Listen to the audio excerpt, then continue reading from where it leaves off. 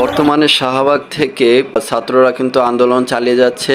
সেখানে আইন শৃঙ্খলা বাহিনীর তৎপরতা চলছে এবং ছাত্র আন্দোলনের পাশে রয়েছেন সেনাবাহিনীরা ছাত্রদেরকে আশ্বাস দিচ্ছেন এবং ছাত্রদেরকে হেফাজত করার জন্য প্রস্তুত হয়ে আছেন। যেমনটি দেখতে পাচ্ছেন সেনাবাহিনীরা কিন্তু রয়েছেন এবং চারপাশ দিয়ে সাধারণ শিক্ষার্থীরা তাদের এক দফা আন্দোলন চালিয়ে যাচ্ছেন। হতে পারে আজকে গণভবন ঘেরাও হবে। যেমনটি দেখতে পাচ্ছেন সেনাবাহিনীরা কিন্তু টহলে আছেন। সেনাবাহিনীরা কিন্তু ছাত্র আন্দোলনের সঙ্গে সহমত পোষণ করছে, দেখতে পাচ্ছেন ভিডিওতে। সবাই কিন্তু একটা সেলুট দেখে সেনাবাহিনী সরকারকে তারা যাচ্ছে যেন হচ্ছে বাংলাদেশ সরকার যেন এখন নতুন সরকার হয় হলো সেনাবাহিনী সরকার। সবার একটাই ঘোষণা,